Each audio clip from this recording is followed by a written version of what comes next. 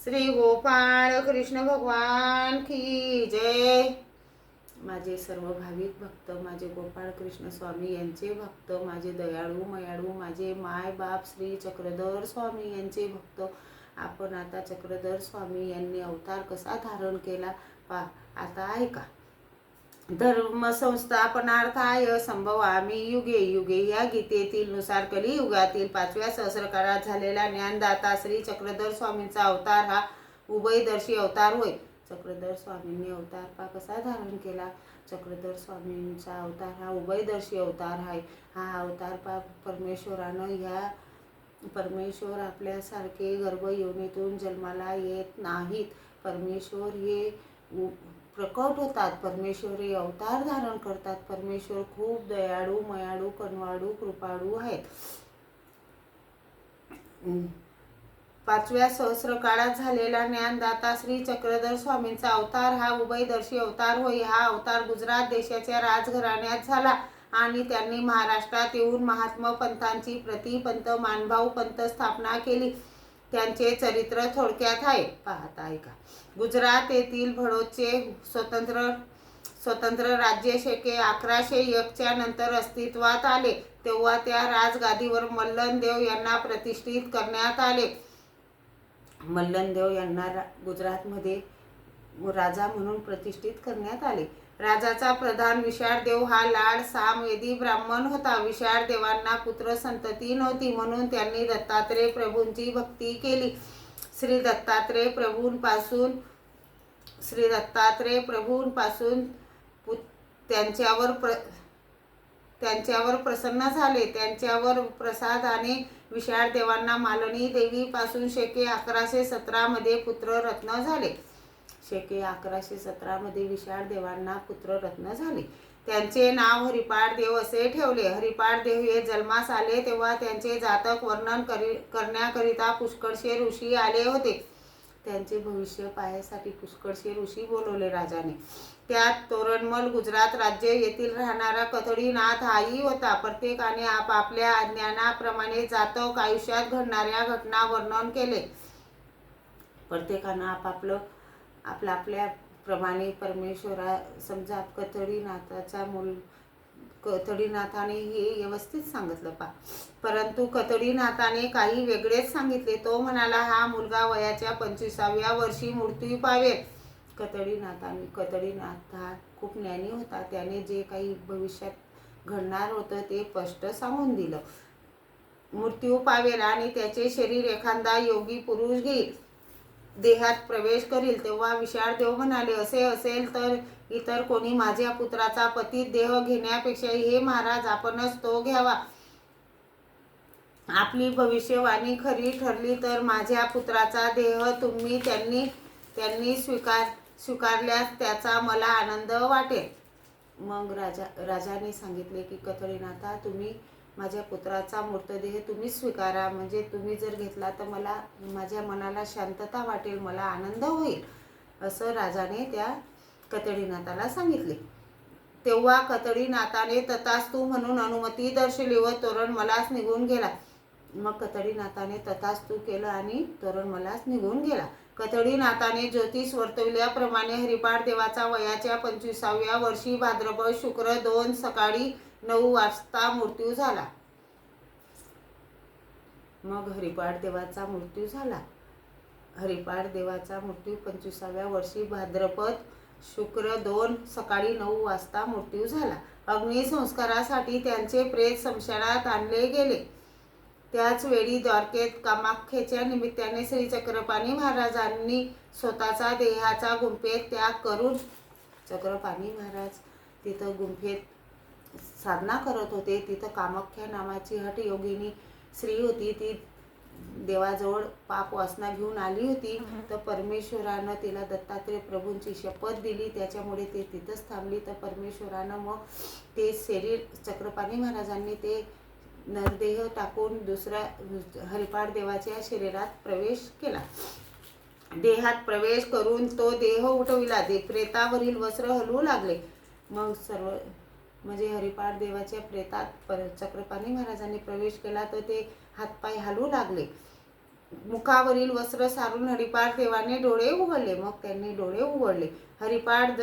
हरिपाठ देव जमलेल्या जनतेकडे दर्याद्र दृष्टीने पाहू लागले. मग हरिपाठ देवानं डोळे उघडले. मग लोकांना हरिपाठ देव पाहू लागले. ही अपूर्व घटना पाहून लोकांना आश्चर्य वाटले. लोकांना असं वाटले की हे तर वारले होते ना, आता कसे जिवंत झाले. लोकांना आश्चर्य वाटले व आनंदही झाला की बरं झालं जिवंत झाले म्हणून. लोक आनंदाने म्हणाले, कुमरूजी आला, कुमरूजी आला. हरिपाठ देवाच्या निर्जीव शरीरात श्री चक्रपाणी महाराजांनी प्रवेश केला असल्याने श्री चक्रपाणी महाराज हे हरिपाठ देव झाले.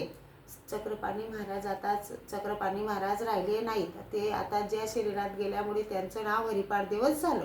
हरिपाठ देव जिवंत झाल्यामुळे विशाळ देवांनाही आनंद वाटला, पण त्याचबरोबर ते चिंताक्रांतही झाले.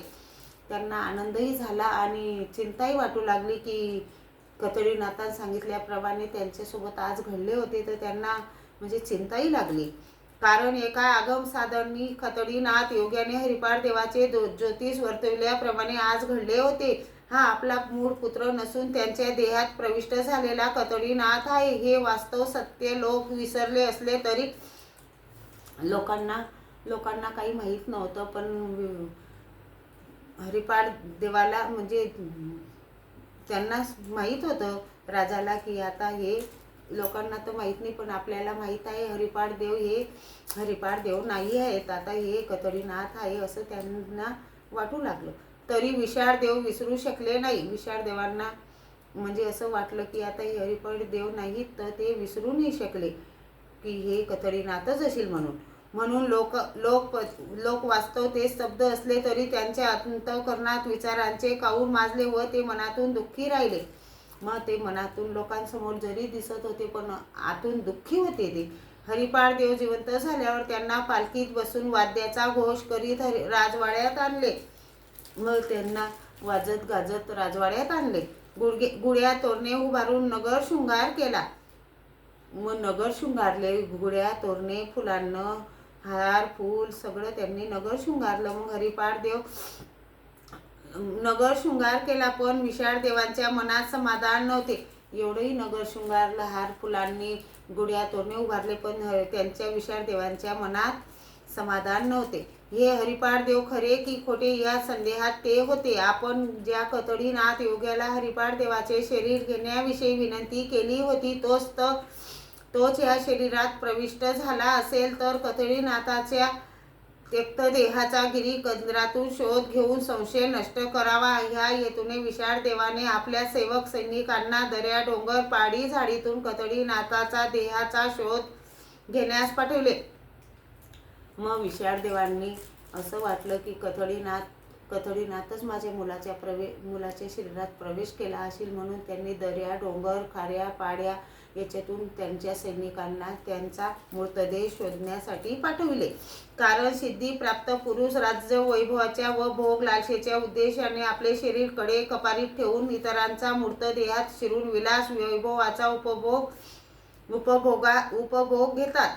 विशाळ देवांना असं वाटलं सिद्ध पुरुष आहेत आणि आपलं राजवैभव पाहून त्यांनी आपल्या मुलाच्या शरीरात प्रवेश केला असेल, आपलं शरीर दऱ्या कोपऱ्यात ठेवून दिलं असेल. विशाळ देवांना असं मनात वाटत होतं. हे विशाळ देव जाणून होते, परंतु सेवकांनी कड्या कोपऱ्यात शोधूनही कतडीनाथाचा त्यक्त देह कोठे आढळून आला नाही. मग त्यांनी कड्या कपाऱ्याही शोधल्या पण त्यांचा देह काही दिसला नाही. यामुळे विशाळ देवांना काहीसे समाधान वाटले. यानंतर आपली स्नुषा हरिपाठ देवाची पत्नी कमला देवीस हरिपाठ देवाचे प्रकृती अनुभव पाहण्यास सांगितले. मग त्यांना आता वाटलं की आता हे दऱ्या डोंगरात नाही आहे तर ते म्हणजे त्यांचा स्वभाव कसा आहे, त्यांची वागणूक कशी आहे, पहिल्यासारखे आहेत का हरिपाठ देव, याच्यासाठी कमला राणीने त्यांना सांगितले, कमला राणी तुम्ही यांचा स्वभाव पहा, यांची वागणूक पहिल्या हरिपाठ देवासारखी आहे का ते मला तुम्ही सांगा. आणि कमला देवीने पूर्वीचे हरिपाठ देव व पुनर्जीवित हरिपाठ यात काहीच फरक जाणवत नाही असे अनुभव सांगितले. ही संशय कल्लाडोची परीक्षा पूर्ण झाल्यावर प्रधान विशाळ देव निर्धास्त झाले व त्यांचा संशय निघून गेला. मग त्यांच्या मनात जे संशय होते ते निघून गेले. कमला देवीने सांगितले की हरिपाठ देवासारखीच यांची वागणूक आहे.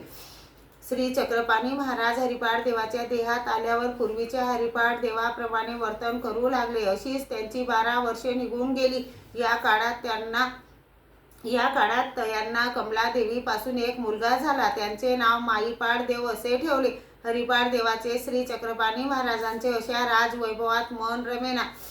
मग चक्रपाणी महाराजांचं यांच्या राजवैभवात मन रमेना. त्यांनी जे कार्य सिद्ध केले होते, म्हणजे त्यांनी अवतार धारण याच्यासाठी केला होता की जीवांचा उद्धार करण्याचं त्यांना व्यसन होतं, की जीवांचा उद्धार करण्यासाठी त्यांनी अवतार धारण केला. तर त्यांचं राजवैभवात काही मन रमेना.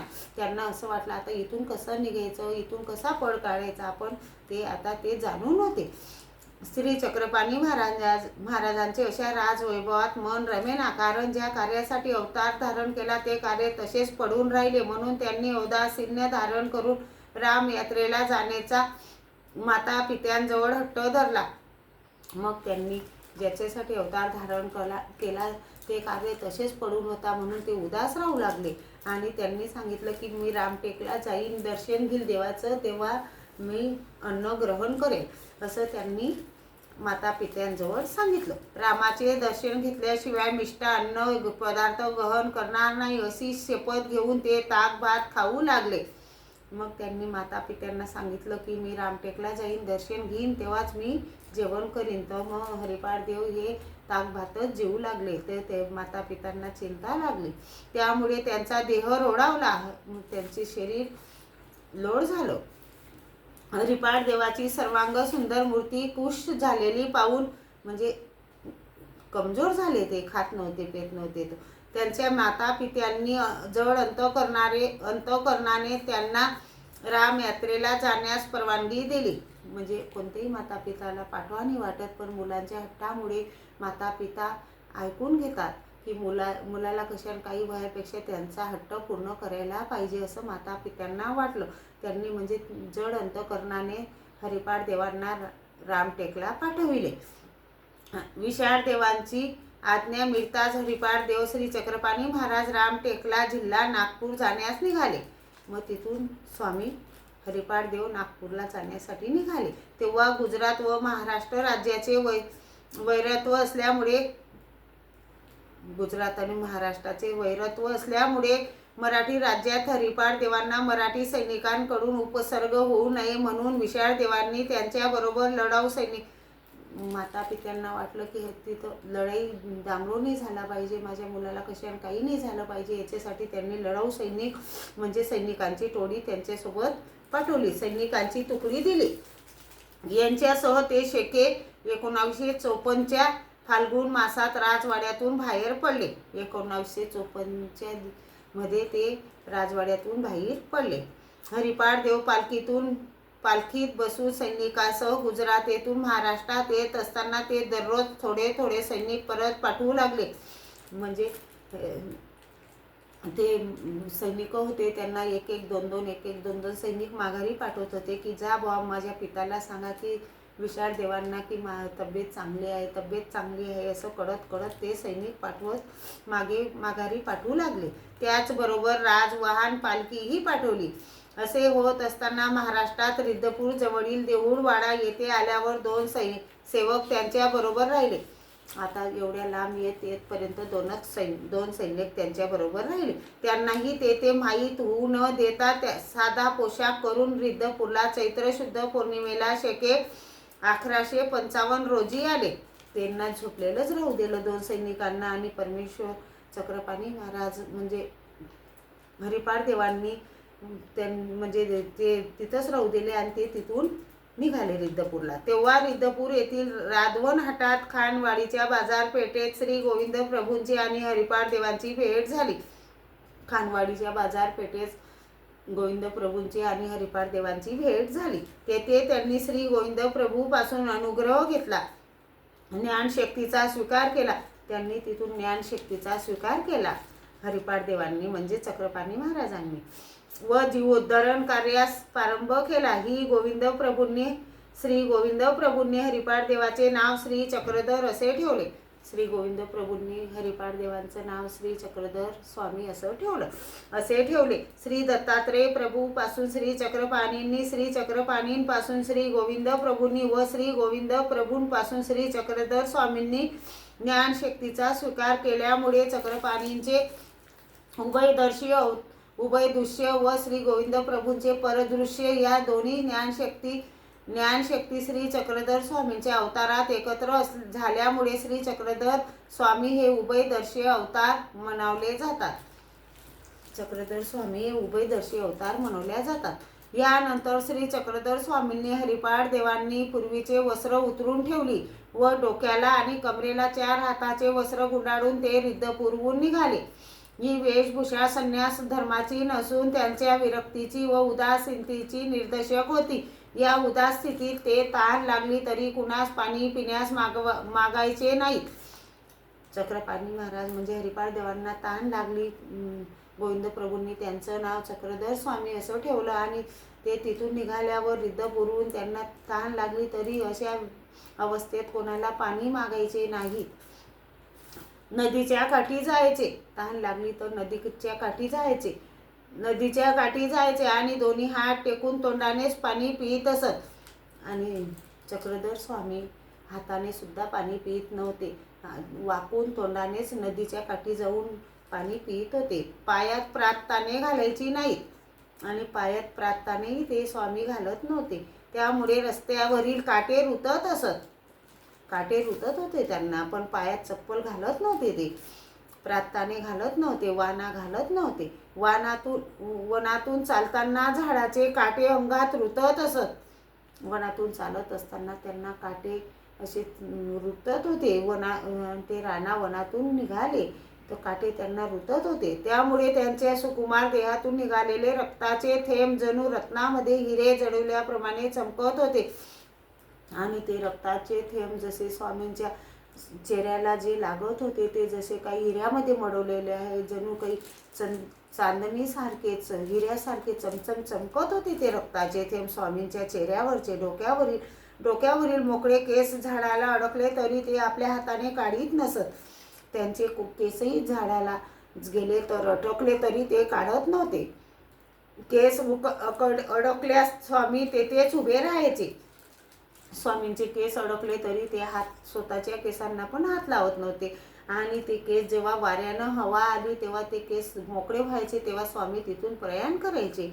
वाऱ्याने जेव्हा केस मोकळे होतील तेव्हा तेथून प्रयाण करायचे. भिक्षा घ्यायची असल्यास ती हातावरच घ्यायची आणि नदी काठी जाऊन तेथील खडक पायांनी स्वच्छ करून त्यावर हातातील अन्न ठेवून भोजन करायचे. आणि स्वामी भिक्षाही हातावर घ्यायचे आणि नदीच्या काठी एखाद्या चांगला गोटा पाहायचे स्वामी, त्याच्यावर खडकावर स्वामी भिक्षा ठेवायचे आणि अन्न ग्रहण करायचे, भोजन करायचे. उदास वृत्तीने राहणारे स्वामी कोणाशी बोलत नसल्यामुळे लोक त्यांना मुनी बाबा त्यांचा गौर वर्ण पाहून गोमटे देव आणि अंगावरील अपुऱ्या वस्त्रामुळे नग्न देव असे म्हणत. आणि स्वामी अपुऱ्या वस्त्रामुळे त्यांना लोक नग्न देव आणि कोणाशी बोलत नसल्यामुळे त्यांना मौन देव असेही म्हणत लोक. अशा प्रकारे स्वामींनी एकांतात कालात 31 वर्षे 9 महिने व्यतीत केले. स्वामींनी 31 वर्षे कोणाशी न बोलता मौन धारण केलं. ना कोणाला भूक लागली मागायचे, ना तहान लागली पाणी मागायचे. असे 31 वर्षे स्वामींनी तिथं काढले. या काळात स्वामींना माधव ब्राह्मण, भांडारेकर, हंसाबाई सारंगधर, रंगार वासनीकर, शेंदूरजणीचा ब्राह्मण व तेथील बाई चर्मकार, रामदेव वडनेरकर, सालवडी येथील मुक्ताबाई उदडीनाथ इत्यादी दर्शनीय वेदवंत बोधवंत अधिकारी जीव भेटले. त्यांना त्यांच्या पुण्यकर्मानुसार ज्ञानदान देण्याचे कार्य केले. स्वामींनी एकांत काल एकटेच असत. सोबत कोणी नव्हते म्हणून एकांत संपून 1186 पौष पौर्णिमेच्या दिवशी श्री क्षेत्र पैठण येथे आले. मग स्वामी तिथून पैठण येथे आले. येथे येऊन त्यांनी संन्यास धारण केला आणि येथूनच त्यांचे जीव उद्धरण करण्याचे खरेखुरे कार्य सुरुवात झाले. स्वामी एकांतातून लोकांतात आल्यावर त्यांना पुष्कळसा शिष्य परिवार मिळाला. त्यापैकी बाईसा नागदेवाचार्य, माईन भट्ट, दाईंबा, चांगदेव भट, जानो उपाध्ये, नाथोबा, शांताबाईसा, महादाईसा, खेई, गोई, सादाईसा, औसा, आबाईसा इत्यादी प्रमुख होत. याशिवाय 116 मंडळी दर्शनीय होती. स्वामींना एवढे प्रमुख होते आणि बाकीची 116 मंडळी दर्शनीय होती. या सर्व शिष्य परिवारात श्री नागदेवाचार्य मुकुट मण्याप्रमाणे शोभून दिसत असत. त्यांना ज्ञान प्राप्त झाल्यापासून त्यांनी आपला समग्र वेळ स्वामी श्री चक्रधरांच्या चिंतनात व पंथांचा प्रसार करण्यात घालविला. स्वामींनी आपले ज्ञानदानाचे कार्य 8 वर्षे 1 महिना 4 दिवस केले. या 8 वर्षाच्या काळाचे 2 भाग पाडले जातात. 8 वर्षे स्वामींनी लीळा केल्या आणि त्या लीळा परमेश्वरानं आपल्या लीळा चरित्रात दिलेल्या आहेत. त्याला पूर्वाधार काळ, उत्तराधार काळ म्हणतात. बाईसांना प्रेमदान दिल्यापासून श्री नागदेवाचार्यांना संन्यास घेईपर्यंतचा काळ 4 वर्षे 1 महिन्याचा भरतो. यास पूर्वधर काळ असे. आणि श्री नागदेवाचार्यांनी संन्यास घेतल्यापासून स्वामींच्या उत्तर पंथे गमनापर्यंतच्या 4 वर्षे 4 दिवसाच्या काळास उत्तरार्ध काळ म्हणतात. एकांकानंतर स्वामींनी 8 वर्षाच्या काळात महाराष्ट्रातील जनतेला मराठी भाषेतून स्वामींनी मराठी भाषा सांगितली. स्वामींनी मराठी भाषा हे केलं, लीळाचरित्र केलं व धार्मिक तत्वे सांगितली. उपदेश करताना हुंकाराचा लवलेश किंवा अन्य धर्माचा द्वेष नसे. स्वामींनी सांगितले अन्य धर्माचा बी द्वेष करू नका. सांगितलेली तत्वे स्वामींनी प्रथम स्वतः आचरणात आणली, मग लोकांना सांगितली. ती अशी: अहिंसा, ब्रह्मचर्य, सत्य, प्रिय भाषण, सत्याजर्व, त्रिविधी, तप, भूत मैत्री, दर्याद्रता, व्रतत्याग, प्रवृत्ती धर्म, निवृत्ती धर्म, वैदिक धर्म, महाराष्ट्रीय विषयी प्रेम, निर्भयता, व्यवहार नीती इत्यादी अनेक आचार तत्वे जनतेला पटविण्याचा प्रयत्न केला. स्वामींनी आपल्या तत्वज्ञानात जीव, देवता, प्रपंच, परमेश्वर ह्या 4 वस्तू नित्य व अनादीच्या असल्याचे सांगितले. या 4 पदार्थांची या 4 पदार्थ स्वामींनी नित्य अनाद्य असल्याचे सांगितले. एकंदरीत स्वामींनी गृहत्यागानंतर 40 वर्षे महाराष्ट्रभर पायी हिंडून ज्ञानदानाचे महान कार्य केले. याशिवाय पुष्कळांना शीतानंद, विद्यानंद दिला व काही अघटित कार्यही करून दाखवली, परंतु ती मोक्षाचे साधन नाही असे सांगितले. श्री चक्रधर स्वामींनी आपले जीव उद्धरण्याचे कार्य करीत असताना विरोधाचे वादळ उठले. ब्रह्मसान व महादाश्रय सारख्या वैदिक पंडितांना, त्यांना पैठणातील महाजनांना स्वामींनी वैदिक मार्ग नष्ट केला असे वाटे, पण तशी वस्तुस्थिती नव्हती. उलट स्वामींनी वैदिक धर्माचे खरे ज्ञान लोकांना करून दिले. पण हेमाद्री प्रभूतीची विपरीत कल्पना होऊन त्यांना स्वामींचे कार्य रुचले नाही. म्हणून प्रधान हेमाद्रीने शस्त्र सैनिक स्वामींकडे पाठविले, पण स्वामींनी आपले शिष्य श्री नागदेव यांच्याकडून त्यांचा प्रतिकार करून त्यांना पराभूत केले. त्यामुळे हेमाद्री आदी लोकांना स्वामींचे सामर्थ्य अनुभवास येऊन त्यांना शांत राहावे लागले. परंतु अशा लोकांकडून दुष्कृत्य घडू नये, पाप होऊ नये, त्यासाठी स्वामींनी महाराष्ट्रातून उत्तरेकडे जाण्याचा निश्चय केला. स्वामींनी बेलापूर जिल्हा अहमदनगर येथे असताना आपल्या पश्चात भक्तांनी कसे राहावे याचे समग्र ज्ञान नागदेवादी भक्तांना 7 दिवस केले. शेवटी श्री नागदेव भट्टांना आचार्यपद प्रदान करून त्यांना म्हणाले की तुम्ही भक्त मंडळीसह गोविंद प्रभूंच्या सन्निधानात राहावे. असे सांगून माघ कृष्ण पक्ष चतुर्थी शके 1994 रोजी बेलापूरहून निघाले आणि क्रमशः मुक्काम करीत रिद्धपूर जवळील दांभेरी येथे आले. तेथे श्री गोविंद प्रभूंची भेट घेतली. मग त्यांनी आपला समग्र परिवार त्यांच्या सांभाळी घातला. दुसरे दिवशी तेथून निघाले व 7 पर्वत ओलांडून ते उत्तरेकडे निघून गेले. तिकडे अद्यापही विद्यमान आहेत.